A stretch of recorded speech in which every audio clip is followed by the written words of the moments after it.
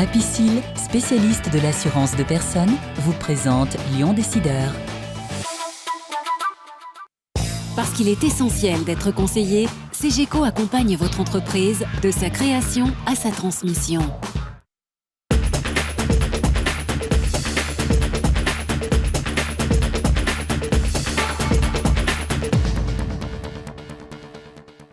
Bonjour, très heureux de vous retrouver dans Lyon Décideur. Biovision, le grand forum mondial des sciences de la vie, c'était à Lyon la semaine dernière. Bilan et perspective avec Christian Grenier, son directeur général, dans un instant. Auparavant, retour sur l'actualité économique de ces derniers jours, à travers notamment Rhodia, Merial, ACA, Plastic Omnium et les laboratoires d'excellence. C'est une opération majeure dans le monde de la chimie. Le Belge Solvay s'apprête à mettre la main sur le français Rhodia, une OPA amicale pour un montant total de 6,6 milliards d'euros qui donnera naissance à un nouvel ensemble de 12 milliards avec près de 31 000 salariés pour Rhodia dont le berceau historique est lyonnais. À travers Rhône Poulenc, c'est une page de l'histoire du chimiste qui se tourne. Jean-Pierre Clamadieu, le PDG de Rhodia qui a redressé l'entreprise ces dernières années, a fait le déplacement de Lyon mercredi, un petit détour par nos studios pour nous expliquer le pourquoi de cette opération et ses conséquences. Ces explications recueillies par Émilie Deschamps et Leïla Kessi. Rhodia est une entreprise qui a une longue histoire et à laquelle j'ai personnellement été longtemps associé. Nous avons regardé les choses de manière très rationnelle et effectivement, il y avait une opportunité exceptionnelle de créer une société très puissante, 12 milliards d'euros de chiffre d'affaires, leader sur la quasi-totalité de ses métiers. Ce sera pour le groupe l'occasion d'aller plus vite, d'être plus ambitieux dans un certain nombre de ses projets puisque le groupe rassemblé aura beaucoup plus de moyens pour se développer. Il n'y a aucune économie attendue sur nos sites de production. Tous nos sites français, tous nos sites européens, tous nos sites mondiaux continueront à opérer comme ceux de Solvay. Sur la partie recherche et développement, là aussi, une très bonne complémentarité, mais pas de superposition. Donc là aussi, la volonté de conjuguer nos efforts. En revanche, sur les fonctions support, sur les sièges, il y aura bien sûr des optimisations à trouver, mais elles sont peu importantes. Ce n'est pas du tout une opération qui repose sur des économies, c'est une opération qui repose sur la volonté ensemble d'être plus fort et d'aller plus vite sur la voie de la croissance. L'objectif, c'est d'abord d'expliquer bien sûr le sens de cette opération et puis c'est de rassurer. C'est un secteur qui a été touché par des suppressions de postes, mais au fond assez peu importantes. Rhodia a continué à opérer ses usines au travers de la crise. Nous avons fait bien sûr un certain nombre d'efforts sur les travailleurs temporaires en particulier, mais nous avons quasiment complètement maintenu l'emploi permanent et nous avons bien fait de le faire parce que le redémarrage était très rapide en 2010. Le groupe a eu une excellente année en 2010, il se prépare une année encore meilleure en 2011.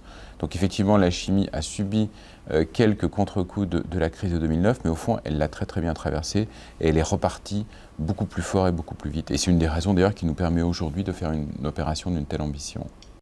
Voilà, et Jean-Pierre Clamadieu prendra les rênes du nouvel ensemble Rhodia Solvay dans 2 ans.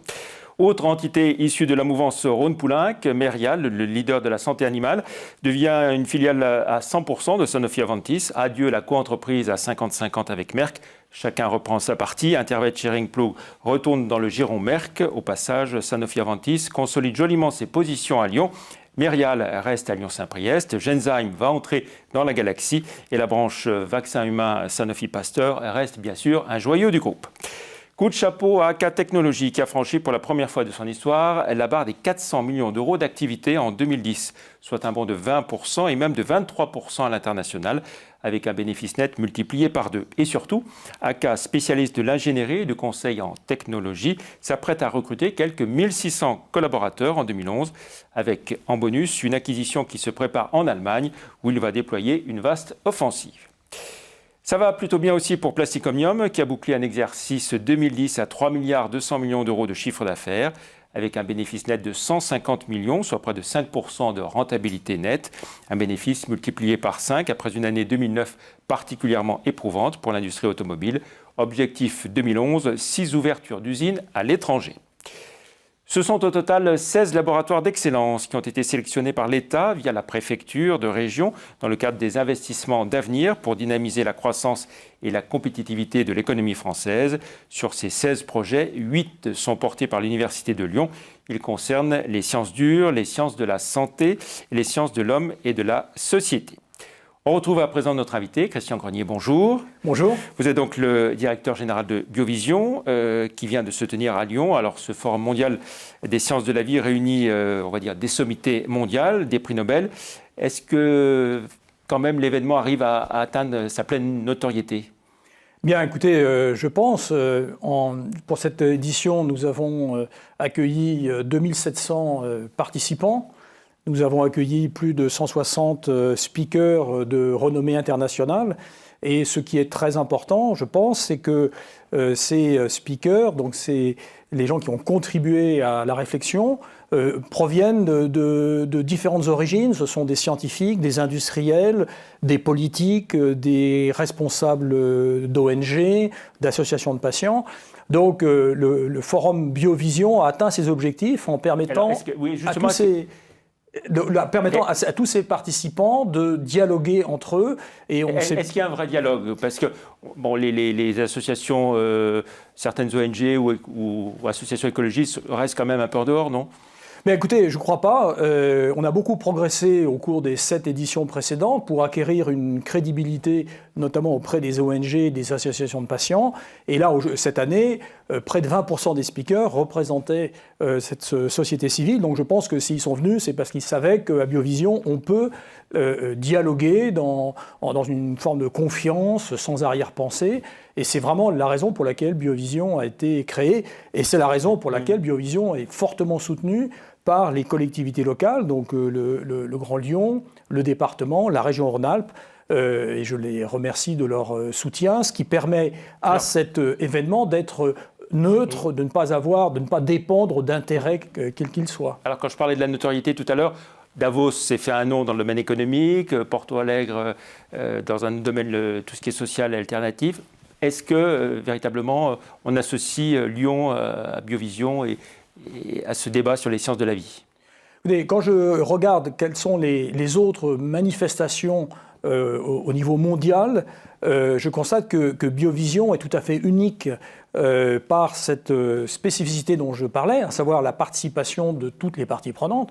Vous avez des colloques scientifiques, vous avez des conventions d'affaires, vous avez des débats citoyens, etc. Mais un forum comme Biovision, c'est tout à fait unique et en ce sens, je pense, donne une ouverture et une notoriété dans le domaine des sciences de la vie à toute la région Rhône-Alpes et au Grand Lyon et au département du Rhône. Alors qu'est-ce qu'il faut retenir de cette édition 2011 de Biovision?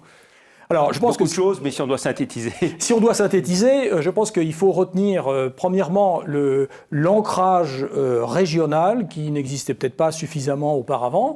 Donc, dans cet objectif, nous avons créé ce qu'on a appelé le Biovision Off, qui est l'occasion de co-organiser avec des partenaires régionaux, et notamment Lyon Biopôle, une quinzaine d'événements, ce qui permet de promouvoir ces organismes.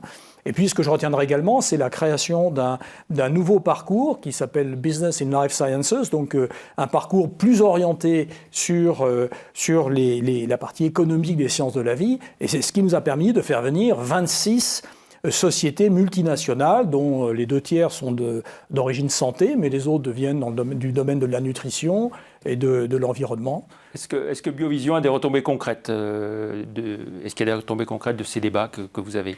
Alors, ça dépend si on parle des retombées économiques ou d'autres retombées. Bon, si on parle des retombées économiques, je voudrais mettre en avant l'organisation du village Lyon Biopôle avec donc Lyon Biopôle qui a associé 40 PME de la région spécialisées dans les sciences de la vie qui sont venus et ont participé à ce village. C'est ces 26 sociétés multinationales dont on peut penser que si elles ont un jour des décisions de localisation, d'activité à faire, elles considéreront Lyon comme un lieu privilégié en matière de sciences de la vie. Clairement, on peut dire que ça conforte la place de Lyon en termes sur les biotech, sur le créneau des biotech. Ah, c'est tout à fait incontestable, puisque quand on regarde le nombre de participants d'origine notamment biotech, on voit que maintenant, Biovision a complètement sa place dans ce monde. Et pour tout le monde, Biovision, c'est Lyon et Rhône-Alpes. Alors, et sur les retombées en termes de faire évoluer un certain nombre de mentalités ou de décisions des gouvernements?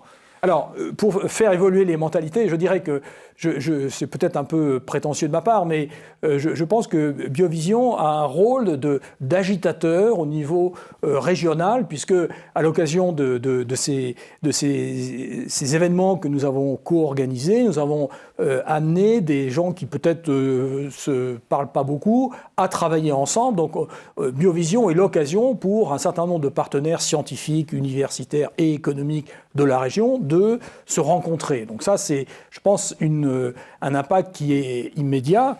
Qu'est-ce qui se passe entre deux éditions de Biovision? Est-ce qu'il y a des choses ou rien?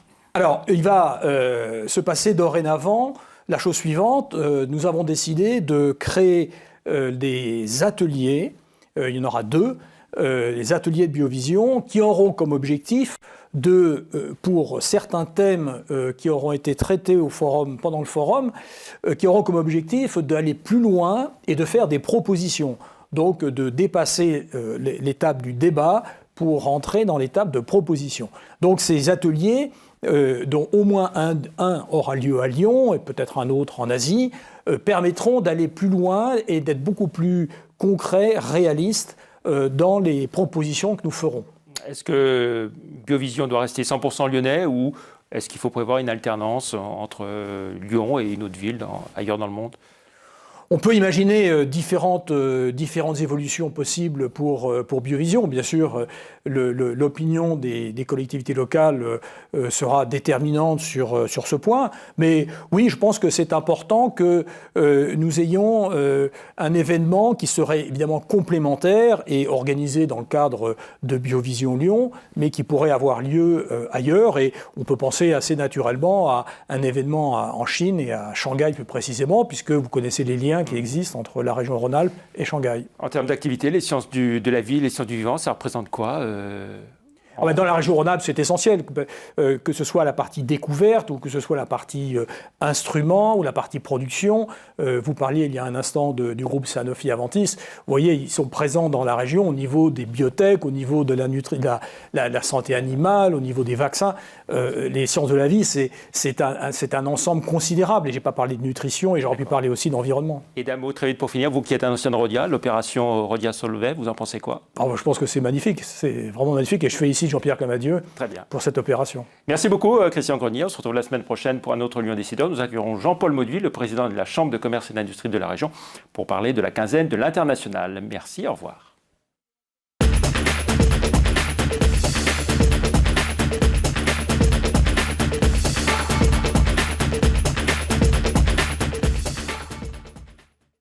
Parce qu'il est essentiel d'être conseillé, CGECO accompagne votre entreprise de sa création à sa transmission. Apicil, spécialiste de l'assurance de personnes, vous a présenté Lyon Décideur.